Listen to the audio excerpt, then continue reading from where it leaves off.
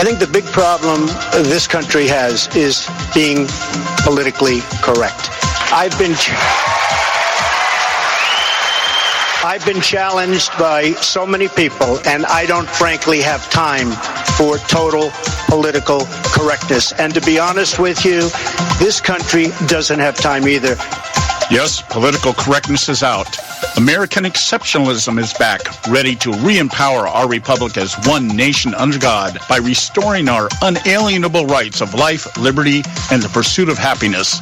This is the Conservative Syndicate, real conservative talk from real conservatives. With your host, John Matthews. The latter-day prophet. Saying against the hypocrisies of our time. And Joe Hakos. I don't give a damn what you think you are entitled to. The Conservative Syndicate is comprised of some of the most informed pundits and activists available today. Together we seek to tear down the imaginary wall of separation between church and state through education, information, and engagement on the religion of politics and the politics of religion. And now, your hosts of the nationally acclaimed, globally syndicated Conservative Syndicate, John Matthews and Joe Hakos. And greetings across this great land of ours and around the world. It's that time once again for the Conservative Syndicate coming to you live coast to coast, where it's prime time, sometime, all the time, someplace. We're glad to have you with us today. Got some good stuff to talk about today. Okay, I guess the breaking news, if you haven't heard by now, the Republican repeal and replace bill crashed and burned today in the halls of the House of Representatives, and thankfully so. We've got a few conservatives out there in Congress, and they are to be applauded and lauded as true Americans, that they would stand up against this onslaught of establishment operatives trying to do nothing more than transfer the control of our healthcare system to a different group of idiots. It's just a matter of changing it from one group of idiots to the other group of idiots, and aptly so, it was shut down. Our government is alive and well and functioning right now. Yes, we don't have to be proud of many in Congress today, and we're not proud of them, who seem to think that governing means doing something, even if it isn't the right thing to do. But we do have some people, we do have a remnant out there that understand their job is to do what their constituents elected them to do and not what the establishment requires of them to do. So I give applaud and kudos. Rand Paul, although he didn't vote today, this was a House vote, Rand Paul has climbed up on my list of respectable people in Washington. I've at times listened to this man talk, and I wonder just how brain defective he is. But when it comes to stuff like this guy is always spot on. And it's going to be interesting to see how some of those people, there were a few people in the Senate. I don't think it would have got past the Senate either, because we do have a few, very few, but we have a few senators out there that I don't think would have supported this. So it remains to be seen what happens now. It's going to go on the shelf for a while. Maybe that's what the Republicans may have been planning to do all along. Because they govern by complicity. They govern by just talking and parading around and rattling their sabers and then doing absolutely nothing. So in the end, they can't really be blamed for anything. That's the strategy of most Republican members today, especially the leadership. So having said that, let me get my partner in crime on here. How are you doing today, Joe? I'm good, John. I'd just like to know where the hell these Republicans got the idea that Americans wanted government to run health care. I don't get this at all. Where did they get this idea? From Democrats? We've been screaming about it since 2009 that we didn't like it. What made them think that we wanted a Republican flavor of government-run health care? What is wrong with these people? Well, I think it's it's a rather simplistic answer. I think the fact is that the Republican leadership in particular, and then the minions that follow along, They make their decisions based on what the polls are saying. They get their information based on what the media is out there advancing as a narrative. They're not. I don't think. Joe. Let's look at it this way. We just know all these people. We got a series of all these reports of all these people going to town halls. John, if that's the case, if they were going by the polls and what the people, only 17% of the people liked this bill. The rest of America didn't like it. Well, I get that. But those aren't the polls. Those aren't the polls that they're looking at. The polls they're looking at is the favorability polls, things like that. Things not dealing with issues. God forbid we should look at something that's going on with issues. It's all about, how electable am I going to be next time around? That's what I mean in terms of polls. And in this series of articles that we were barraged with over the last 2-3 weeks about the resist Trump movement out there and everything that's out there showing up in these town halls, the organized protesters and everything else. This is what they listen to. This is what, so it's kind of like, we have to wrest control away from the Democrats regarding health care, and that means that we have to offer something that lets us run it instead of listening to the people that elected Donald Trump on the promise of we are going to repeal every word of Obamacare. Okay, I don't remember anybody supporting Trump saying, yeah, I hope they repeal and replace Obamacare. It was, I hope they get rid of this monstrosity and let's toss it in the trash bin where it belongs. Let's turn this back over to the free market. And then through our Commerce Department, let's tear down the borders. Let's create the competition that everybody's always ranting and raving that we need. And let's do it that way. Why don't we just give it back to the free market and let the free market handle it, reduce all the regulations and rules so that the free market can deal with it. Hey, guess what? It'll be a hell of a lot better. But no, we've got to maintain some kind of control because the Republicans today believe like Democrats. And what is that? We're not governing if we're not passing some freaking law on something, Yeah. Government loves government. So if you're in the government, you want to have more government. And more government is great government because the government is so good and benevolent to everybody. Yay for government. Yeah.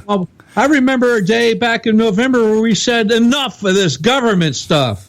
Yeah, people in the halls of Congress, they are literally deaf. Either literally deaf or just denying, or not even denying, just deciding. We don't really give a damn what the American public wants. We know what's better. And we've heard that time and time again from these people, not just coming out now saying that, but they say it in their own way. You Americans, the average citizen doesn't understand how Congress works. I heard it the other night. I watched a congressman from California, one from New York on television for the 10 minutes I watched it that night, telling this congressman from New York, telling the American, just people are being impatient. They're being impatient. Impatient my ass. I waited 7 damn years to get rid of this damn bill. What are you talking about, impatient? Yeah. And then to stand there and go, this bill is great. This thing is good. This thing is so good. We'll revisit this topic in 4 years. Oh, really, Congressman? What are you going to? That's pretty presumptuous of you that you're going to survive a re-election campaign and make it in 20 months. You're going to be there, let alone in 4 years from now. Yeah, that's something Americans don't often think about is the fact that a lot of times, given the makeup of Congress right now, by the time 2020 comes around, how many of these people are going to be, maybe one term left away from retiring? And so what happens? You're going to have a whole new breed of people coming in here. This idea that every Congress, every election cycle, every Congress, 2018, we're going to have another Congress. They don't have to honor anything that the previous Congress has done that isn't in the books or on the law books. But this whole idea of governing by doing something, whether it's good or bad, just so we can say we're doing something. Yeah, we're compromising, and that means we're governing. No, you're not. You're compromising. Compromising has nothing to do with governing. Governing means making smart decisions based on what you were elected to do. That's what governing means. That means, you know what? I was telling Joe before the show, a little cliche I heard. I'm going to probably put this on a T-shirt and start wearing it around. Conservatism means, when in doubt, don't. Okay? So if you're not assured that what you're doing is the right thing to do, but you're just thinking, well, it's something different. It's not what we have right now, so let's do it anyway, whether it's good or bad. That is not governing. That's idiocracy. That's what that is.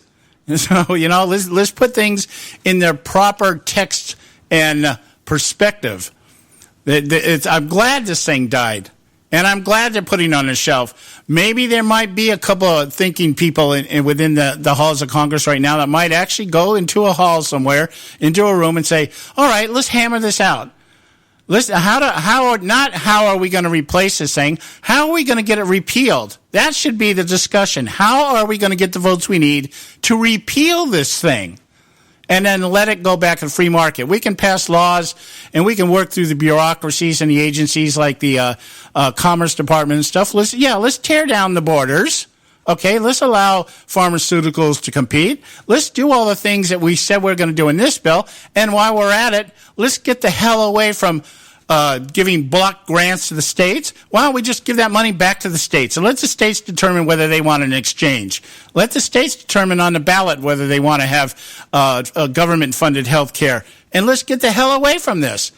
We got bigger problems, like maybe our borders, perhaps. What we were actually elected to do, protect our Constitution and the borders. Maybe we should be talking about that crap right now instead of this. So it is what it is. Hey, we got to go to a break. When we get back, we'll continue our discussion. We got some good stuff for you today. Stay with us right here at the Conservative Syndicate. Don't go away. We're not arguing. We're explaining why we're right. The Conservative Syndicate. Real conservative talk from real conservatives.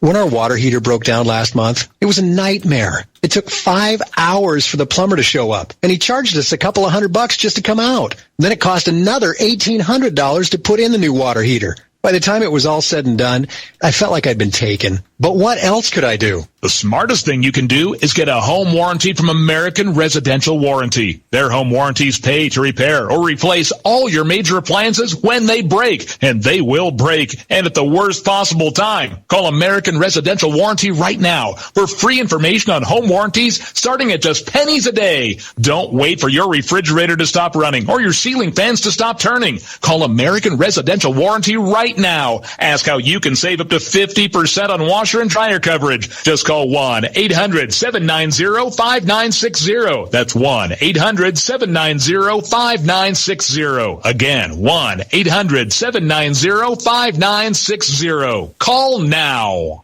Limited time offer, 24-month commitment and credit qualification require cancellation fee, auto pay, and paperless billing, and other restrictions apply. If you can't see the difference, why pay the difference? Switch to Dish for the best deal in entertainment. Only Dish brings you the best in entertainment for less than $20 a month. Cut the cable and don't get directed. Switch to Dish because at just $19.99, Dish saves you every time you turn on the TV. It's so simple. The same channels cost less with Dish. So since you can't see the difference, don't pay the difference. Switch to Dish for the best deal in entertainment. Get premium movie channels free for 3 months, starting at just $19.99. Dish saves you every time you turn on the TV. Call now to save with Dish. Dial 1-800-600-1645. That's 1-800-600-1645. The same channels for less than $20 a month. Dish. Call 1-800-600-1645 for details.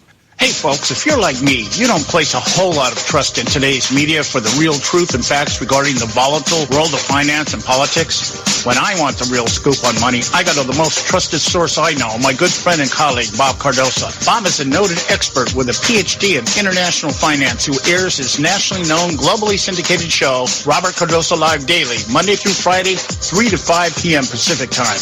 With Bob, you get the right information at the right time from someone who knows his business and can help you make the right decisions concerning yours. Again, Bob airs daily, Monday through Friday, 3 to 5 p.m. Pacific time. Visit his website at robertcardosolive.com for information regarding stations and topics. That's robertcardosalive.com. Check Bob out. You'll be glad you did.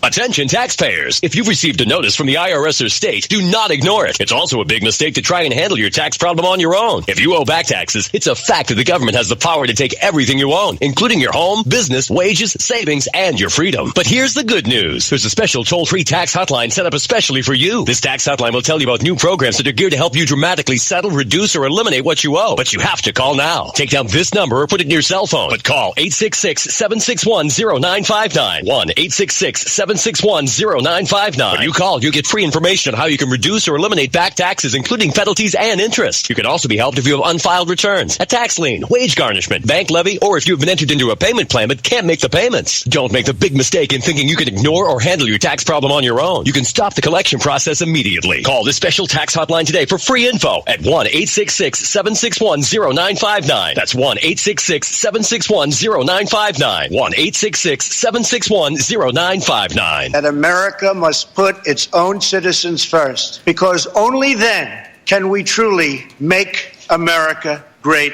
again. And now back to the Conservative Syndicate, real conservative talk from real conservatives.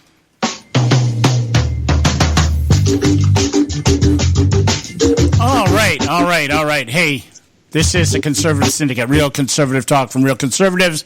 I'm your host, John Matthews, along with Joe Hakos, and we're gonna go back down memory lane here just for a few moments here, and just kind of because the failure of the Health Care Act to pass today is a moment of celebration for those of us who understand what Donald Trump was elected to do, but it is we need to kind of put some historical context to this, because the GOP doesn't seem to remember why Donald Trump was elected, or chose to ignore it. Anyway, you have the con, Joe. You've got something you want to share. Yeah, okay. So Republicans were elected, as we recall, the mantra was repeal Obamacare. They would repeal Obamacare. So they got elected somewhat after Obamacare was passed in 2010. They got control of the House once again for the first time in forever. And then in 2012, they retained control of the House. Not so much the Senate. They picked up a few seats. 2014, they were able to get the Senate. They held on to the Senate in 2016. What I have to play for you is then minority leader of the Senate, Mitch McConnell, then minority leader. This is from 2013 at CPAC. So let me just go ahead and I'll probably pause this a little bit for emphasis. So here we go with Mitch McConnell at CPAC in 2013. Well, good morning, everyone. It's good to be here. I want you to take a look at that stack of paper behind me. It's the most powerful argument yet against Obamacare.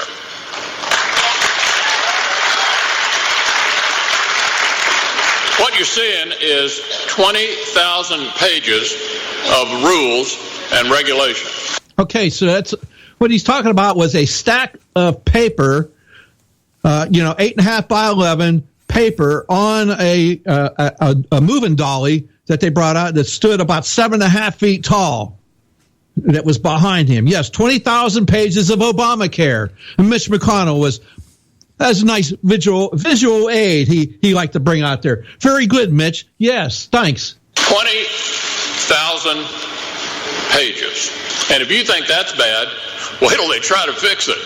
Oh, yeah. Wait till they try. Oh, you mean like Republicans just tried to do today? Yeah. Oh, yeah.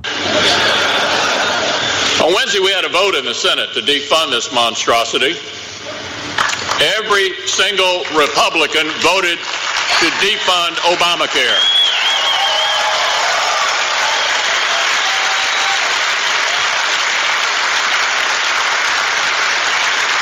And of course, every Democrat voted the other way. And that's what these Democrats voted for. This monument to liberalism right here behind me. They're going to have a lot of fun explaining that to their constituents, I can tell you that. Yeah, and as they tried to explain it to their constituents, they were summarily thrown the hell out of Congress. Hence the Republican victories in 2014 and 2016. Yay for the Republicans. This law is a disaster. Anybody who thinks we've moved beyond it is dead wrong. Obamacare should be repealed, root and branch.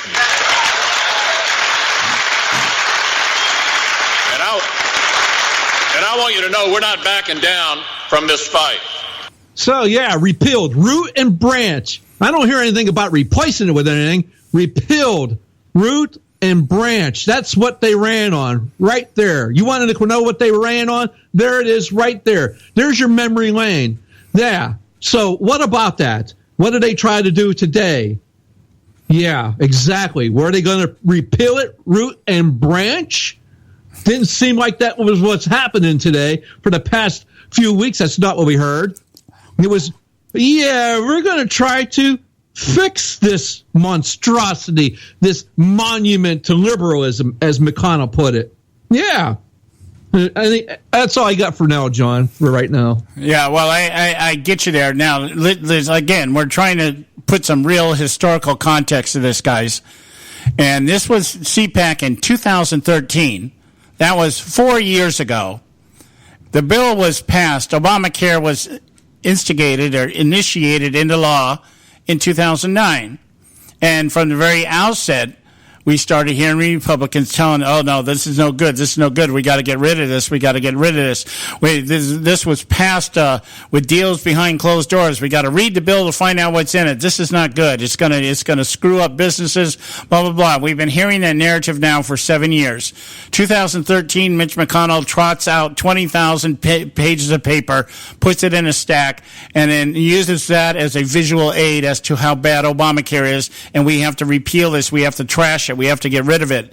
And here we are yesterday, or today, voting on a bill that is, I think, a total of maybe 123 pages, but some of those pages have disappeared because of last-minute amendments trying to appease the crowd. Remember, Obamacare was set to fail also until they made some behind-the-door deals with Bert Stepek. You remember Bert Stepek, the senator, I believe he was. He could have been in the House of Representatives, but he was in Congress, and him and 6 other people had said, if you're going to fund abortion, we don't want any part of this.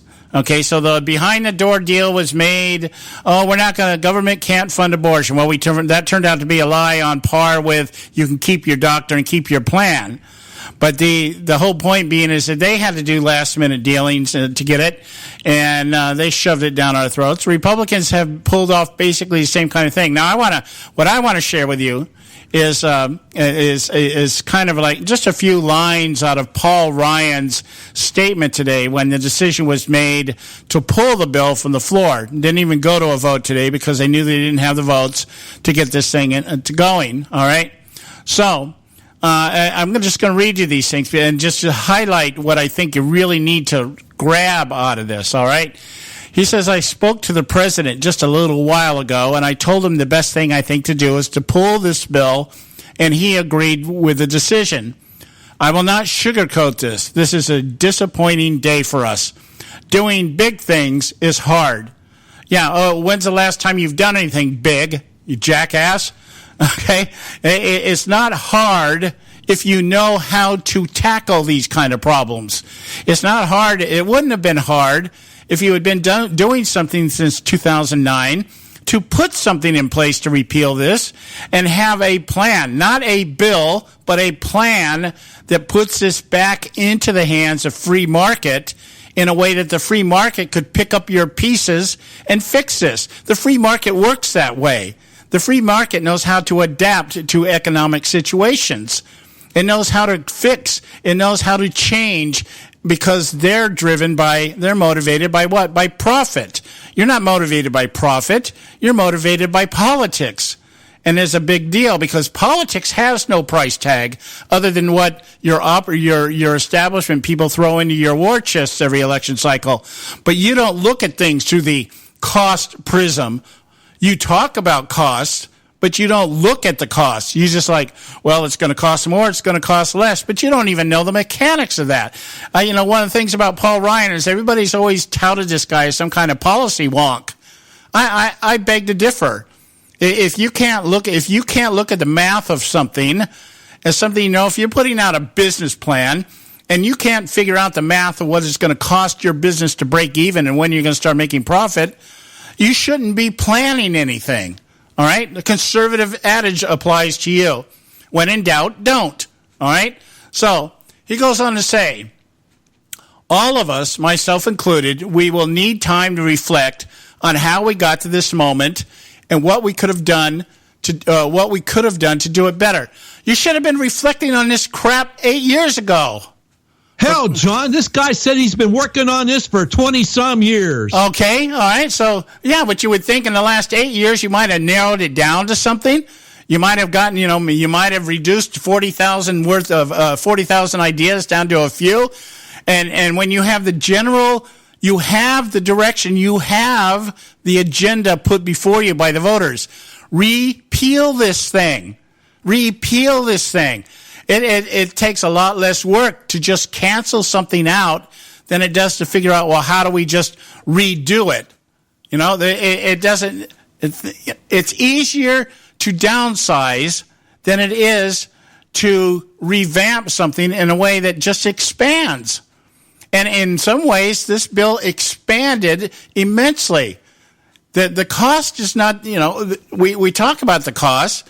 Cost in politics is irrelevant. That's just something that's thrown out there because it helps their narrative one way or the other. But they don't have any idea what costs are. They don't know how this thing is going to work down the road. They don't know how the economy is going to evolve down the road. So you can't sit here and be projecting out here, okay, in 20 years this is what we're going to have. You don't know what this country's going to be like in 20 years. Jesus, who would have figured we're at the place we are now just 10 years ago? So, to put things in perspective here, this is Republican utopianism. You guys think you know how you're going to create society 10, 20 years? Leave that to the liberals. They're the wackos. They're the illusionists out there, or delusionists. Okay, but here is where it just struck me. It struck me. With the crucial vote delayed, the blame game is likely to begin. At his press conference, Ryan attributed the failure to the growing pains. Listen to this, guys. To the growing pains that come from moving from an opposition party to a governing party. Let's just digest that thought for a minute here. These guys haven't been thinking about governing for how long? I don't know, John. They've only had control of Congress for at least 4 years now. I think it's closer to 6. Yeah. So I guess we are to assume from this that you guys have been waiting to get somebody in the White House before you decide that it's time to govern. That's what I draw out of this. You've had Congress for 4 years. You've had it. You've had the majority. And have you not been thinking about governing for the last 4 years? Of course you haven't. We know that. Because what have you been? You've been the opposition party. You haven't been the party of no. You've been the party of we don't know. Okay? And we're not going to do anything right now because we don't have somebody in the White House. That's what we got. First, we need the majority, guys. Give us a majority. Okay, we gave you a majority. Now give us a White House. Now that we have everything, now we have to move from being an opposing party to a governing party. Let's put this in perspective. Have the Democrats ever stopped trying to govern even though they've been the minority? Look at what they're doing today. They are still leaps and bounds ahead of the Republican Party in terms of advancing their narrative and having strategies to deal with things. They're gonna filibuster Neil Gorsuch's nomination. That is a strategy. They knew this going in. They knew this the day that they knew Merrick Garland was not going to be confirmed. This is our plan, guys. That's when they sat down and said, this will be our plan. Whoever Trump throws up or whoever wins, if the Republican wins, whoever they throw up, we are going to filibuster. All right, they already made a decision. Now, how are we going to do that? We're going to make it look like we've interrogated the guy, we've questioned him, we've put all our ducks in a row here, and we've determined that this guy is unqualified. That was never the thing. The thing was we're going to filibuster this guy until the cows come home, because maybe we can inspire our base. We got to go to a break. When we come back, we'll have Bob Cardoso with us. Stay with us right here at the Conservative Syndicate. Don't go away. Red State Talk Radio, WRS Cleveland. Red State Talk Radio is now available as a voice command on your Amazon Echo and Echo Dot by simply saying, Alexa, play Red State Talk Radio. Red State Talk Radio on TuneIn. Are you behind on your taxes? The IRS is the largest and most aggressive collection agency in the world, and they can seize your bank account, garnish your paycheck, close your business, and file criminal charges. Tax Mediation Services is accredited by the Better Business Bureau. Our team of tax attorneys and enrolled agents can stop collections and get you protected. If you owe over $10,000 in back taxes or have unfiled tax returns, call now for a free case review and a price protection guaranteed quote at 800-790-4294. 800-790-4294. You know, sometimes when you compare prices on products, you think to yourself, what difference does it make? The rates are all about the same anyway, but sometimes the rates are very different. Let me give you an example where there's a huge difference in pricing between companies. Vehicle protection plans. Look, if your car is 4 years or older, having a vehicle protection plan is a no-brainer. The trick is not to overpay for it. Here are the facts. The average price of a vehicle protection plan is $2,800, while the price of a TOCO warranty vehicle protection plan for most vehicles is just $1,500. The average down payment on a vehicle protection plan is $299. With TOCO warranty, there's no down payment. The average monthly payment on a vehicle protection plan is more than $160 a month. With TOCO, the average monthly payment is just $49. To get a highly rated vehicle protection plan at a great low rate, call TOCO Warranty at 1-800-987-1519. That's 1-800-987-1519. Terms and conditions apply. Hey, this is Leonora Cravoda from Red State Talk Radio for MyPillow. I used to have trouble sleeping. MyPillow changed all that. I now fall asleep within moments of my head touching my pillow. That's how comfortable MyPillow is with its patented interlocking fill. MyPillow stays cool and does not go flat. Plus, it's machine washable and dryable. MyPillow has a 10-year warranty and a 60-day comfort guarantee. MyPillow is also the official pillow of the National Sleep Foundation, and it's made right here in the USA. MyPillow is now offering Red State Talk Radio listeners a 4-pack special with 2 premium standard or queen pillows and 2 go anywhere pillows. That's 4 pillows for the price of 1. To take advantage of this special offer, call 1-800-961-9194 and ask for promo code RedState. That's 1-800-961-9194, promo code RedState. Put sleepless nights behind you with MyPillow, the most comfortable pillow you will ever own. For the best night's sleep in the whole wide world, visit MyPillow.com. If you've got joint pain, let me ask you a question. Would you like a high-quality knee, back, shoulder, or ankle brace at little or no cost? Now, just in case your reception isn't great, let me ask you again. Would you like a pain-relieving knee, back, shoulder, or ankle brace at little or no cost? Well, if you have Medicare insurance, you could qualify for these pain-relieving braces at little or no cost. And these are high-quality braces. They are very comfortable, and they've helped thousands relieve their pain. Now, I'd like you to imagine going on vacation, playing with your grandkids, just living your life again without pain. The Mobility Hotline is a referral service that connects folks with Medicare coverage and other insurance to accredited companies offering pain-relieving braces at little or no cost. And don't you worry about the Medicare paperwork. They'll handle it all for you. And they'll deliver your braces for free. Call the Mobility Hotline now. The call's free. 1-800-557-6150. 1-800-557-6150. 1-800-557-6150.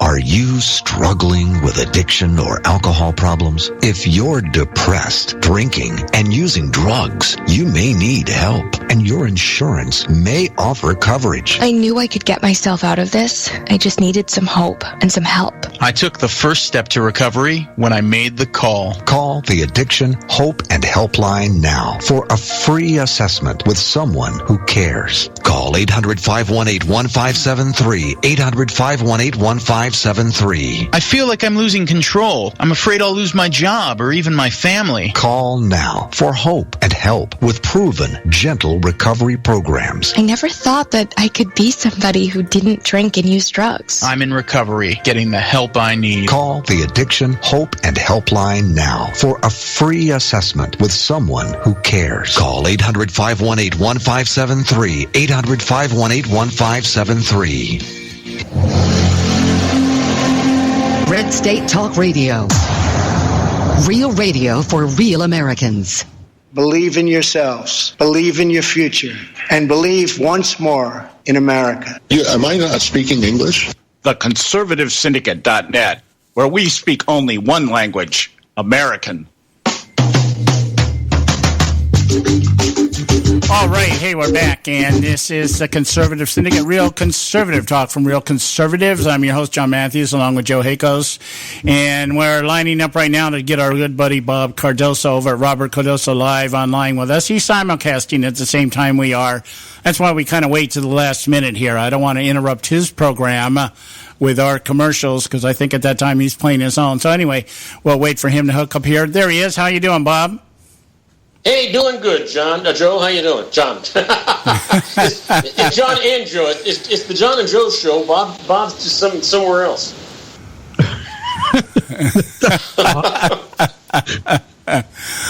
Well, the big news today, Bob. Big news. Oh, man. GOP bill crashed and burned as we had hoped it would. I don't know what your feelings are on it, but that's why that's why we called you. What are you thinking about this? Well, you know what? Unfortunately, I do not like Obamacare, but you know what? I also don't like anything that they're trying to pass half-cocked without it really putting all the pieces of it together so that it'll work. They're doing the same doggone thing the Democrats did with Obamacare 7 or 8 years ago. They're trying to pass it without anybody knowing how anything is going to work, and it has negative effects on a great many people. And so the truth is, I'm glad it didn't pass. But there's another thing that I'm kind of glad about, and that is that I think that President Trump is finding out that the President of the United States does not run the Congress, he doesn't run the party, and he doesn't run the judicial part of the government. For me, that's a little refreshing because I'm starting to get a little scared. Yeah, I would agree with that. I think Sean Spicer was asked about this today in a press conference about his, or yesterday, I believe it was, about Trump out there trying to strong-arm the Republicans, and are you gonna, are you upset, or will you be upset if you don't get what you want, kind of thing. Spicer, I think his answer was very appropriate. He said, well, this is not a dictatorship, but of course we heard that from Obama more than once too. So it's just going to be interesting here. I guess my big thing is that the Republican leadership now is trying to convince us that we're pretty much fried right now. We're going to be stuck with Obamacare.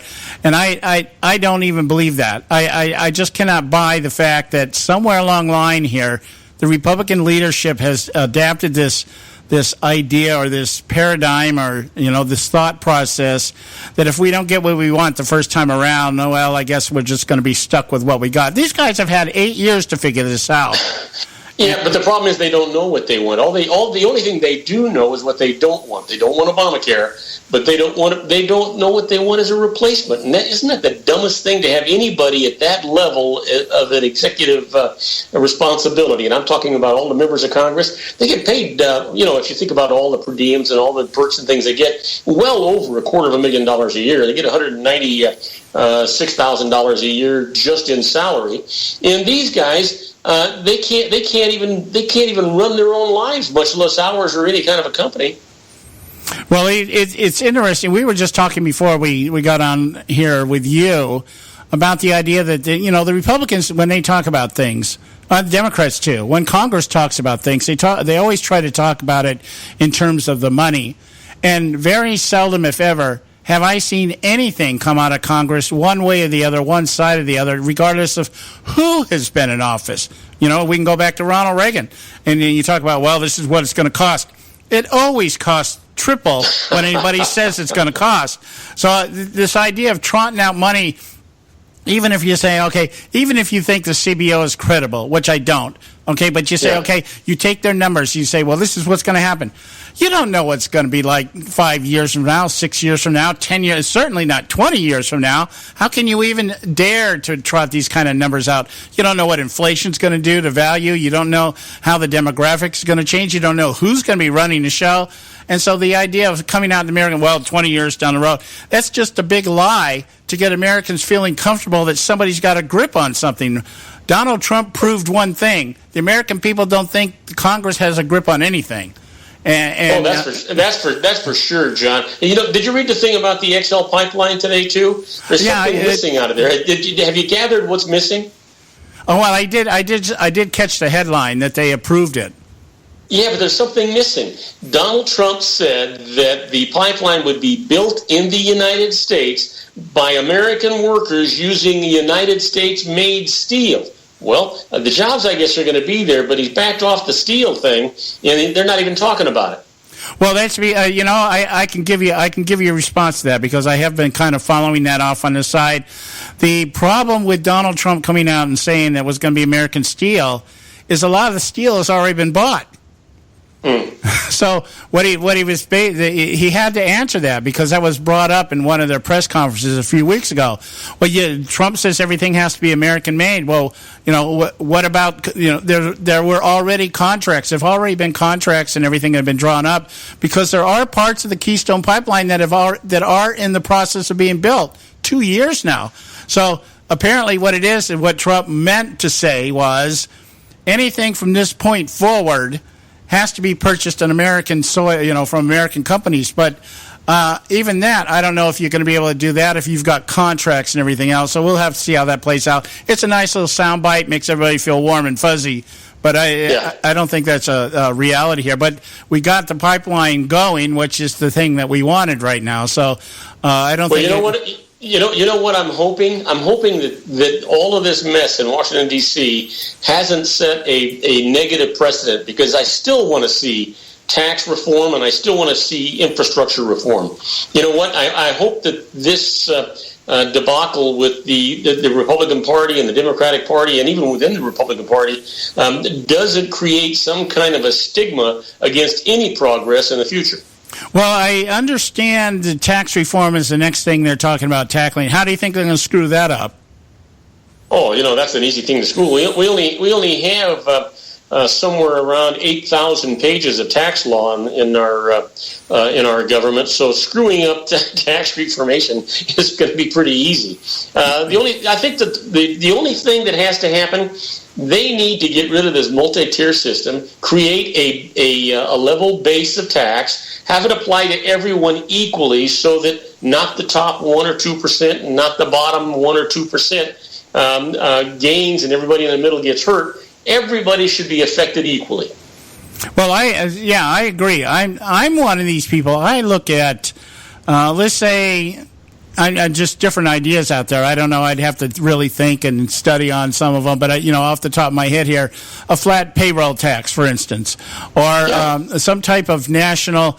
If you want to catch everybody, you have some kind of national tax, a national sales tax, or something like that. I do believe. Yeah. I do believe that because then even those below the poverty line, when they buy, at least they have to give something back to the government, even if they're just recycling money that they've received off of welfare or whatever. But and that's how you catch the illegals. That's how you get everybody to pitch into the pot. But I just don't see the Republican establishment taking it the easy way. No. No, not. You know what? The tax code is very intricate, and there's a lot of bias in the tax code because it depends on what lobbyists you've got working for you, how strong they are, and how effective they are. And there's certainly a lot of quirks in the tax code. And the people that can afford to get that kind of representation are the ones that are getting helped, and that's not Middle America. I guess guaranteed. Middle America pays the bill to the United States government and pays dearly. And it's because of the way the tax law is skewed. You may or may not even be aware of the fact that only about 22% of the nation actually itemizes their tax return. And the only real deductions you can get are if you itemize your tax return. So they can talk about all these deductions and all that you can get, but they're even the charitable deductions, but they're only good for you if you itemize your tax return and get above certain floors or ceilings on those things. And unless you happen to be in that top area, you don't qualify. Yeah, well, I know one thing. One thing about itemizing, it costs 5 times more to get a tax return done. Well, you know what? There's one time that I would have argued for that because that's how I make my money, right? I love people. As a matter of fact, I used to do what they referred to as 1040 ECs. That's what they used to call the short form, John. And I used to do those for people for free. And generally, it was my clients' children that I was doing that for. They'd work for McDonald's or they'd work for Burger King or one of those places, and they had nothing income. And so I would tell my clients, hey, bring your kids' taxes to me and I'll do them for free. Well, you know what? It wasn't me being a nice guy. It was me actually marketing for the future, because I wound up doing those kids' taxes after they became adults, had big jobs, got married, and they paid through the nose for their tax returns, but they weren't going to go anywhere else because the only person they really knew and trusted was me. Yeah, that's smart thinking. We did the easy forms for years until we bought the house, and that's when I noticed the difference. I used to pay like $35-50 to get my tax return done. We get by the house, and all of a sudden I'm paying $250 a year to have this. And I'm like, oh man, okay, yeah, I want these deductions. Yeah, if I got to pay this much. Hey, look, we got to go to our break. When we get back, we're going to continue our discussion here with Bob Cardoso. I want to talk about the Gorsuch confirmation, get his take on that. So stay with us right here at the Conservative Syndicate. Don't go away. We'll be right back. There is an old saying, children should be seen but not heard. At no time is this more apparent than when politicians speak. TheConservativeSyndicate.net, the adults in the room. Hey folks, if you're like me, you don't place a whole lot of trust in today's media for the real truth and facts regarding the volatile world of finance and politics. When I want the real scoop on money, I go to the most trusted source I know, my good friend and colleague, Bob Cardoso. Bob is a noted expert with a PhD in international finance who airs his nationally known, globally syndicated show, Robert Cardoso Live Daily, Monday through Friday, 3 to 5 p.m. Pacific time.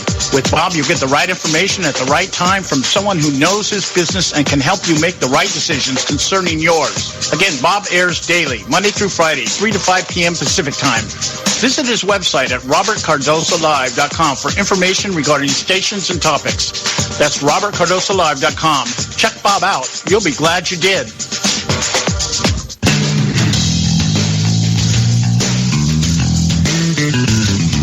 History affirms a vibrant civil society thrives on freedom of conscience, religion, and choice. Any society absent these qualities stifles individual responsibility and accountability, thus enslaving its people by denying them their potential for goodness, creativity, and altruism. To that extent, oppression, coercion, and totalitarianism are multiplied exponentially. To counter such outcomes, the American Freedom Alliance was formed. The AFA is a nonpartisan, non-aligned movement which promotes, defends, and upholds Western values and ideals. The Alliance strives to build an international coalition of citizens of the West who together promote and protect moral values, democracy, and freedom. To find out more and become part of this valuable asset in the preservation of freedom and all its rewards, contact us at AmericanFreedomAlliance.org. That's AmericanFreedomAlliance.org. Let freedom ring. I don't give a damn what you think you are entitled to. Am I not speaking English? TheConservativeSyndicate.net, where we speak only one language, American.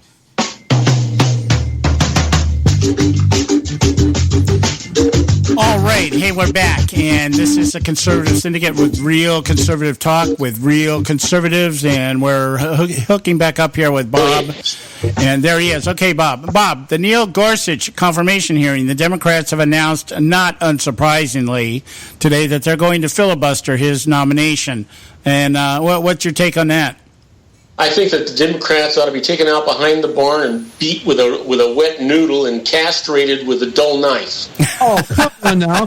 Chuck Schumer said after careful deliberation, he just could not bring himself to vote for Gorsuch, and he was going to have to not go for it. He was going to have to filibuster it. Come on. Joe, have you been like, I'm sure you guys are like me. I actually have been watching this man what an intellectual giant he is, and never fell into the traps of these Democrats trying to get him to raise his temper. This man's a genius. He is really, really, of anybody I've ever seen, a guy that deserves to be on this court.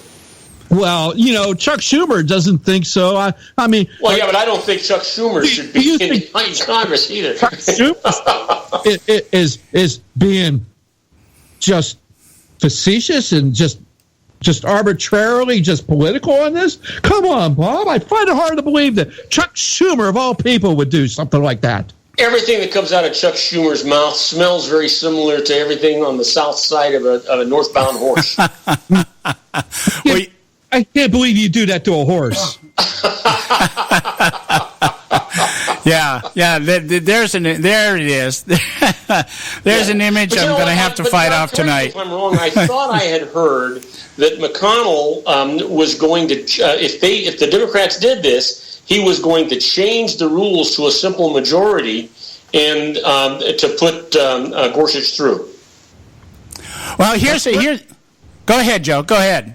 Yeah, they're going to do it like it used to be. In fact, until I think it was 2003, didn't matter who was sitting in the Oval Office, whoever that individual was, got the consideration of whoever they put up for nomination got an up or down vote until, a certain junior senator from New York named Schumer decided, no, we can't have that sort of thing when Bush was in office. So that's when they started this BS of filibustering.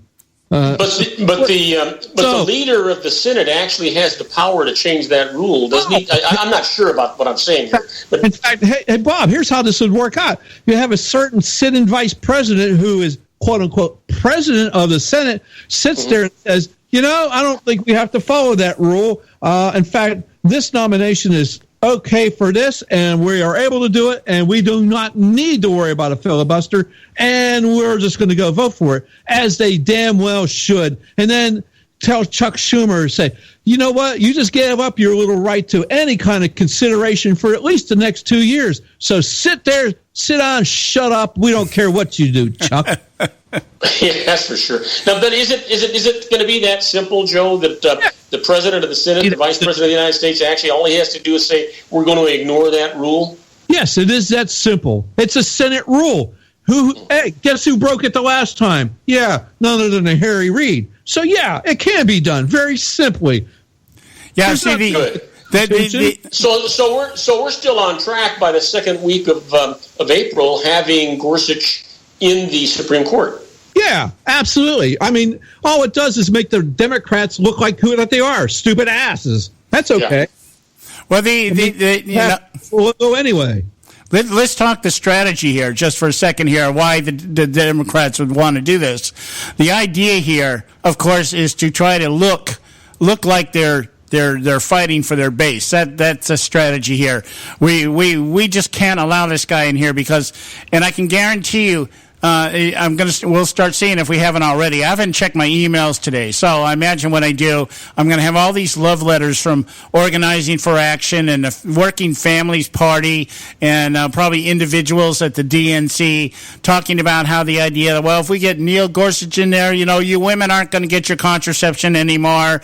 Abortion's going to be done away with. Roe versus Wade is going to go away. That's what this is all about. This is just trying to, as a minority, trying to create and continue the narrative that anybody that is right of the Democrats is evil for America. They're not American. They're not, there's nothing about them that's American, because we've embraced a new America today. America today is ruled by the mob. And that's the narrative from the left. We need rule from the mob, by the mob. So, hey, John. Yeah. John, how did our friend Robert Cardoso just describe Judge Gorsuch? Robert, go ahead and describe him once again for us. Oh, he's an intellectual giant. He's a genius. This man, if anyone ever deserved to be on the Supreme Court, this has got to be the guy. I've listened to every word this man has said. He is just unbelievably in control and knows exactly what the Constitution's all about. Okay, so in other words, Chuck Schumer can't accept this guy from Donald Trump It doesn't matter who Trump would ever go ahead and put up there, because it's not somebody that Chuck Schumer would go ahead and nominate. He's not gonna vote for him. So it just makes him look like the child that he is. Yeah. He's a spoiled little brat that didn't get his way. Well, you got the part of that word right, except you put a B on the front of it. He's just a rat. Yeah. Instead of a B, it should be an R. Is that it? That's correct, sir. You know what? I think you're right. You know what? It just irritates me so much to see all this dissension in Washington, D.C. I mean, I expect it from the Democrats, but you know what? I really was hopeful that with a Republican in the White House and a Republican majority in the judicial and the Supreme Court and a Republican-controlled Congress, that we can actually start seeing some headway and some things starting to happen. You know what? It's not that we're going to get everything right, because we're going to make mistakes and we're going to look back and we're going to have to correct some things, but at least we'll be moving in the right direction. Even if you fall on your face, you still fall forward. Well, I'll tell you one thing. I'll say this here, because we're coming up on the end of our time here. I just want to say this. As a conservative, and it seems I'm having to say this more and more, I have to preface my remarks more and more these days when I talk with people. As a conservative, the rule of thumb, I heard this the other night, and this is becoming my motto: when in doubt, don't. And the idea here is that we're sitting here looking at today with a narrative that says that the Republicans and the Democrats have to learn how to govern, meaning that they have to learn how to compromise. I, for one, am glad that the Ryan Care bill went down in flames today. And it showed that we got enough people in Congress today to block things that are just being voted on for the sake of voting, for wresting power away from one party or the other, and nothing is being done on the behalf with the American people in mind when they're doing it. You look at something like this filibuster of Gorsuch, and what we're looking at here is nothing more than a display of resistance. This is all tied into the Resist Trump movement, hoping that they can motivate their base enough to get out in 2018, maybe take some of the Senate back and reverse that majority. And I guarantee you, if the Democrats are successful at this, if they're able to recapture a majority in the Senate, I guarantee you that they're not going to sit idly by and go to their people and say, well, if we get the House of Representatives, we'll be able to do something. If we get the White House, we're going to be able to do something. They've already got a plan in place. This is the difference today. The Republicans don't have a plan. They just sit there and say, well, we'll just, Paul Ryan said it today, we're trying to go from the opposition party to the governing party. You've been in office for 20 freaking years, dude. Like, you should have been learning how to do this a long time ago. And that's what the difference is here. So this is all display, but the point is it works with Democrats. It works for them. The Republicans don't know what to do, and that never works for them. So we're at this place where we'll just have to see how this plays out. Let's see if Trump can actually become some kind of leader. Right now, I don't see him as that. We'll see what happens. Here's the thing, John. I could never vote for you, but not because of what you said or how you feel, but because you'd never be living in my district. But I would always support you, and if you wanted to move over here, I'd vote for you too. I just think you're right on track. Well, I appreciate that. And having said that, we're at the end of our time here. I'll tell everybody out there for you, Bob, because I got to get going here. RobertCardosalive.com, so you can catch his website and you can find out his broadcast time and get his app and do everything. Go to RobertCardosalive.com. We got to go to a break here. We're at the top of the hour. We got David Leach from Strident Conservative checking in with us next hour. Stay with us. We'll be right back. Oh, my goodness. So the statist Republicans trotted out Obamacare Light. I feel it is yet another insult to the American people. Hello, I'm Ron Edwards. On today's page from the Edwards Notebook, so now we, the people, are possibly being forced to wait indefinitely before there will be any serious tax cuts because the powers that be decided not to cut one single tax until after Obamacare is replaced. One of the excuses used to drag the process out is certain Senate procedure rules. And also, if Obamacare is totally brought up for a vote, then the progressives like Chucky Schumer will filibuster and prevent any progress. To that I say bunk. Because if they would have done a better job of defending the medical marketplace when Ali Obama was foisting his socialist health-damaging system upon us, perhaps the dilemma they now refer to wouldn't be occurring now. So basically, this drip, drip, drip approach will do little to relieve the burden now faced by the average American who has to endure it, unlike Congress and President Trump, who enjoy a far superior form of health care. Meanwhile, this Step 1, Step 2, Step 3 approach kicks needed tax reductions further down the road. Those midterm elections will be very interesting, to say the least. I'm Ron Edwards. Blowing away the myths and revealing the truth. You can continue to blow away the myths with Ron Edwards on Facebook, Twitter, and theronedwards.com.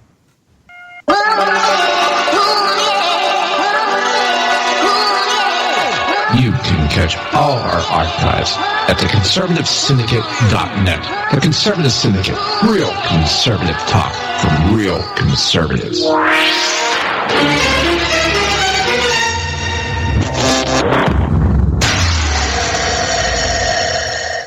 Prices are for base buildings only. May not be available in some areas. Attention business owners, do you want a stimulus package that really works? Before you spend thousands of dollars more than you should on your next building project, listen to this. General Steel has a stimulus package designed to help you save as much as half the cost of conventional construction on your next building. As much as half. That's right. General Steel can save you thousands of dollars with a pre-engineered steel building designed for your business or church. How about a 50 by 100 foot building for under $30,000? So don't pay thousands more than you should without calling General Steel first and save as much as half the cost and time of conventional construction. With the projected demand for steel in Japan and China, prices may be skyrocketing. 877-927-3360. 877-927-3360. 877-927-3360. Term life insurance. It can be a powerful way to protect your assets and your family. You work hard to earn and save your money to build a nest egg for the future. Don't let it get wiped out because you didn't plan ahead. Take the time now and make a small investment in $500,000 or more in quality term life insurance. Call the Term Lifeline and let us shop the best companies to give you the lowest rates. We specialize in policies of $500,000 and above. Ask about some of our 10 and 20-year fixed-rate plans with guaranteed rates. Call the Term Lifeline right now for your free insurance quote. 800-870-3609. 800-870-3609. You owe it to yourself to protect your family and your assets. Make term life insurance part of that plan. Call the Term Lifeline right now. 800-870-3609. 800-870-3609. Hey folks, if you're like me, you don't place a whole lot of trust in today's media for the real truth and facts regarding the volatile world of finance and politics. When I want the real scoop on money, I go to the most trusted source I know, my good friend and colleague, Bob Cardoso. Bob is a noted expert with a PhD in international finance who airs his nationally known, globally syndicated show, Robert Cardoso Live Daily, Monday through Friday, 3 to 5 p.m. Pacific Time. With Bob, you get the right information at the right time from someone who knows his business and can help you make the right decisions concerning yours. Again, Bob airs daily, Monday through Friday, 3 to 5 p.m. Pacific Time. Visit his website at robertcardosolive.com for information regarding stations and topics. That's robertcardosolive.com. Check Bob out. You'll be glad you did.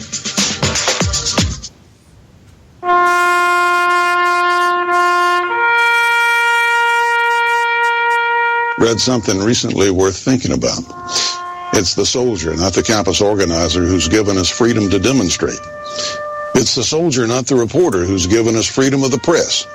It's the soldier, not the poet, who's given us freedom of speech. It's the soldier who serves under the flag, who defends the protesters' right to burn the flag. Isn't it time now to demonstrate that we support our troops? Were it not for the brave, there'd be no land of the free. Fred Thompson's message was brought to you by citizensunited.org.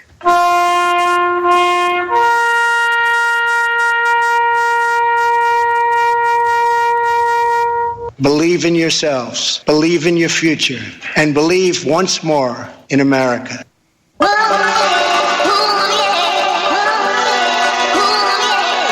You can catch all our archives at theconservativesyndicate.net. The Conservative Syndicate. Real conservative talk from real conservatives.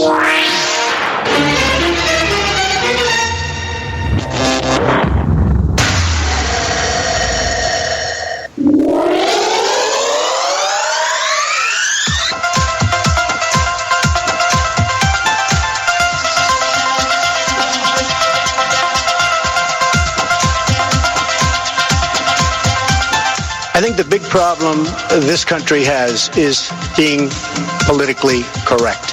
I've been challenged by so many people, and I don't frankly have time for total political correctness. And to be honest with you, this country doesn't have time either. Yes, political correctness is out. American exceptionalism is back, ready to re-empower our republic as one nation under God by restoring our unalienable rights of life, liberty, and the pursuit of happiness. This is the Conservative Syndicate, real conservative talk from real conservatives, with your host, John Matthews, the latter-day prophet, baying against the hypocrisies of our time, and Joe Hakos. I don't give a damn what you think you are entitled to. The Conservative Syndicate is comprised of some of the most informed pundits and activists available today. Together we seek to tear down the imaginary wall of separation between church and state through education, information, and engagement on the religion of politics and the politics of religion.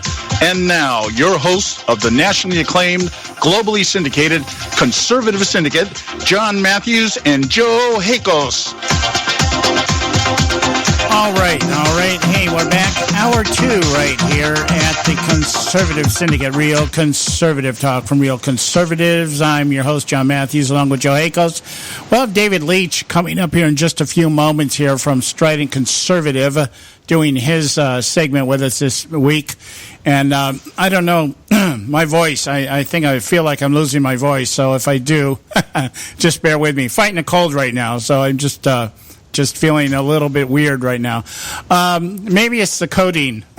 Codeine might be kicking in. Who knows? John, you should get more of that. That makes the show go by really fast.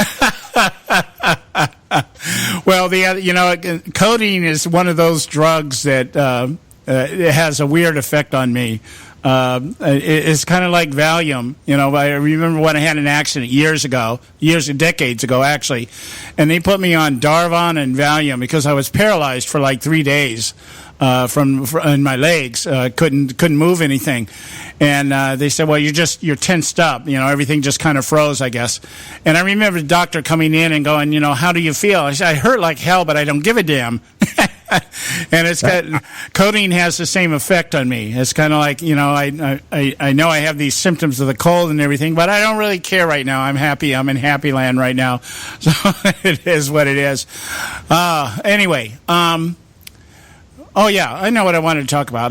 I want to open up this segment on the wiretapping thing, because this thing, one revelation. This is weird. This is a lesson in politics to the nth degree. Yeah. When you look at how this thing is playing out, one revelation, something comes out during a hearing, and how both sides can play it to their advantage using the same exact statement or revelation. It is truly amazing to me how they do this.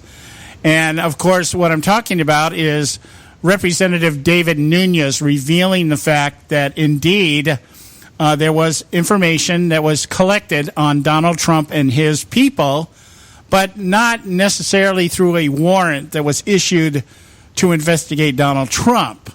Yes. Okay, it was what they called, what was it? I'm trying to think of the word here. Something collection. It was incidental. Incidental collection. Yes, that's the phrase. And so because of that, which is code for you're full of crap. Yeah. So but the way it's being played out here is Nunes is telling us. Nunes is saying there is information here that we now have before us that tells us that, yes, indeed, Donald Trump and his people were surveilled. Okay? So what happens is the left immediately comes out and starts, you revealed something that shouldn't have been revealed. You should have said, you've tainted the investigation now because you put this out there. Of course, they've been touting a fake dossier through the whole thing, and now what they do is they turn around and counter and say, well, we now have information that Donald Trump was collaborating with the Russians. Hi, my name's Hillary Clinton. Would you like to get some uranium from us?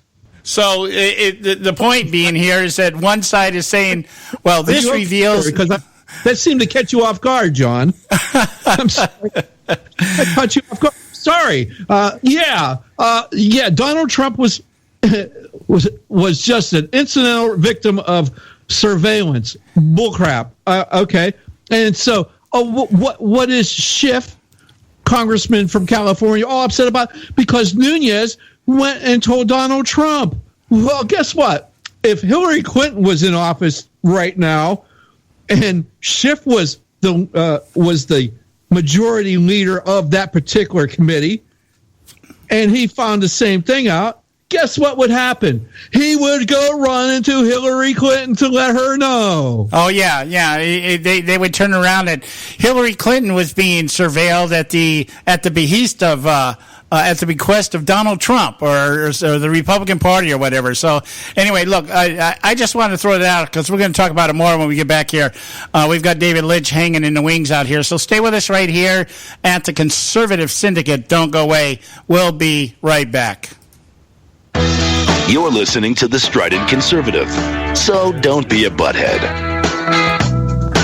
Hello, America. This is David Leach, the Strident Conservative. Donald Trump released his first budget proposal last week, and even though it fails to address the real reason America is nearly bankrupt, he did include some suggestions for cost cutting. For example, he suggested cuts to defund the National Endowment of the Arts, or the NEA. And while $150 million is pretty small when you look at a nearly $4 trillion budget, it's still the right call for two reasons. One, any cut is a good cut. And number two, taxpayers should not be subsidizing so-called art. Why do I say so-called? Well, do you remember the work of art that became known as Piss Christ? This artistic expression was nothing but a photograph of a crucifix submerged in a glass filled with the artist's urine. Or maybe you're familiar with a work of art known as the period piece, so named by the female artist who had collected a year's worth of her menstrual blood and then used it to create paintings representing a year's worth of PMS. While it can hardly be argued that the government should have no part in financing these things, Mike Huckabee thinks otherwise. Quote, I do care greatly about the real recipients of endowment funds, the kids in poverty, for whom the NEA program may be their only chance to learn to play an instrument, test drive their God-given creativity, and develop a passion for those things that civilize and humanize us all. End quote.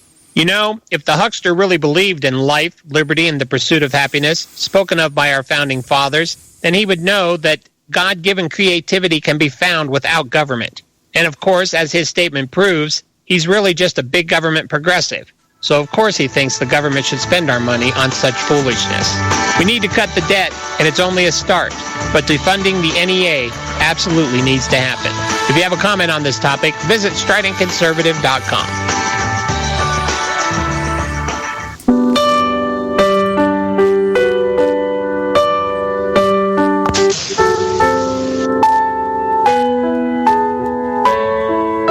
Hey folks, John Matthews here from the nationally acclaimed, globally syndicated, the Conservative Syndicate.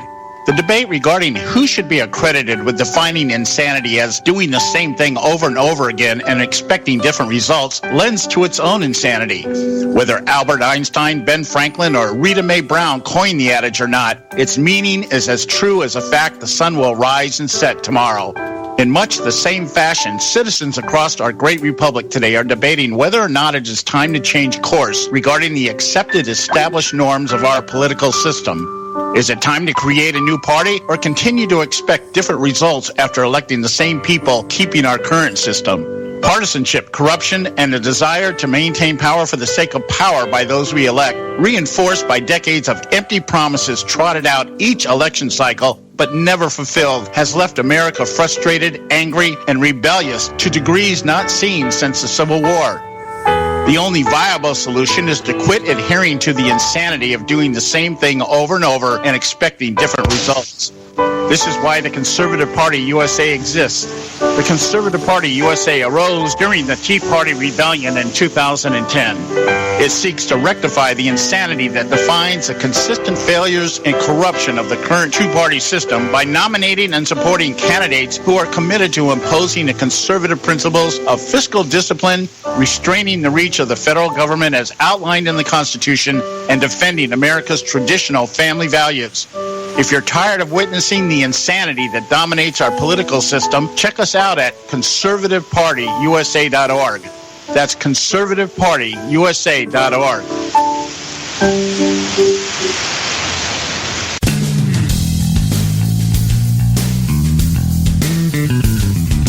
History affirms a vibrant civil society thrives on freedom of conscience, religion, and choice. Any society absent these qualities stifles individual responsibility and accountability, thus enslaving its people by denying them their potential for goodness, creativity, and altruism. To that extent, oppression, coercion, and totalitarianism are multiplied exponentially. To counter such outcomes, the American Freedom Alliance was formed. The AFA is a nonpartisan, non-aligned movement which promotes, defends, and upholds Western values and ideals. The Alliance strives to build an international coalition of citizens of the West who together promote and protect moral values, democracy, and freedom. To find out more and become part of this valuable asset in the preservation of freedom and all its rewards, contact us at AmericanFreedomAlliance.org. That's AmericanFreedomAlliance.org. Let freedom ring. My job is not to represent the world. My job is to represent the United States of America. And now back to the Conservative Syndicate, real conservative talk from real conservatives. All right, hey, we're back, and this is the Conservative Syndicate, real conservative talk from real conservatives. The article with the Daily Mail regarding the wiretapping. Yeah, so the article says it's titled 7 Other Things That You Should Know About Trump Being Vindicated on the Wiretapping. It should be quotes in air quotes there about wiretap. How about we'll just call it surveillance, okay? But that's not that's part of the other mantra that you said wiretapping. And it's kind of funny. It's kind of funny as John Nolte, who wrote this piece, he goes, as far as this wasn't a wiretap nonsense, it reminds me of someone accusing a 70-year-old Trump's age of lying when it claims that someone stole his record collection after the bad guys only found with the old man's iPod. You said records. Where's the vinyl? Where's the vinyl? Where's the vinyl? Okay, so not for a second did I imagine Trump meant an actual physical phone tap, like you'd see on, this guy's really showing his age here, Mike Connors do on Mannix. Welcome to the 21st century pendants. I think he meant peasants. I don't know. Who knows what he meant there, but it's kind of funny. Yeah, there was surveillance going on, Donald Trump, at Trump Tower. And as we had Scott Faulkner on the other day, and it's really easy to do, especially if they were doing phone collection. All you need is one of those, let's see, what was that thing called again? Let's see, I think I have it still up here. Oh, no, I don't have it up here. But there's that device. Stingray is what it is. Stingray. It simulates being a cell tower, and it just collects all the phone conversations going through certain cell phone towers. And so it's just like, hey, cell phones, I'm just a real cell phone tower. You can use me before I hand you off to the next tower. And that's how cell phones work.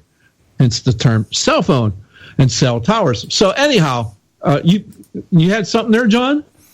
No, go ahead. I was going to give you the name Stingray. I'm sitting here listening to you as I try to get David on here. Yeah, I couldn't remember Stingray, but then I caught it. I wanted to call it Wireshark or something like that. I knew it's something crazy. Had some kind of fish involved with it. But anyway, Stingray. So he goes on to say, I'll make this point clear below, but for now, put your Trump shoes on. 1, the leaking is everywhere, including Mike Flynn's telephone calls and the president's own calls with foreign leaders. Now, guess what? This is in transition to taking over the executive branch of our nation. And, gee, do you think Do you think the president-elect might actually talk to other dignitaries and such during the ramp up to taking over the office? As Mr. Faulkner said on the show, hey, we'd really appreciate it if you swing by. We're going to have a little get-together for you at our embassy. Swing by to welcome. We'd just like to have you there, blah, blah, blah, blah, blah, and that kind of thing. The media knew about all of this, intrigue about all of this. Yes, the media knew. The media report after the media report revealed that the Obama administration obtained all the surveillance warrants on you and your team. The New York Times. Yeah, the New York Times. New York Times. Okay. Hey, let's see if we got David here. David, are you there? I'm here. How you doing, guys? All right. We finally got you hooked up here. All right. Okay, great. All right.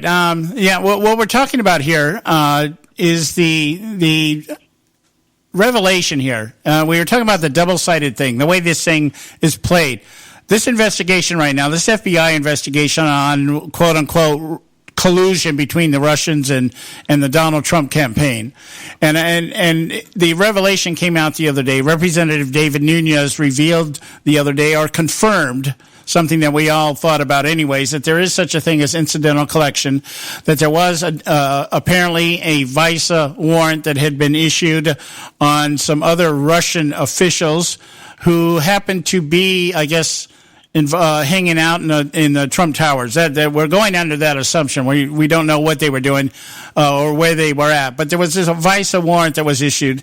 And in the process of this, there was incidental collection that occurred that caught up Michael Flynn and Donald Trump and some of the other people in the Trump campaign.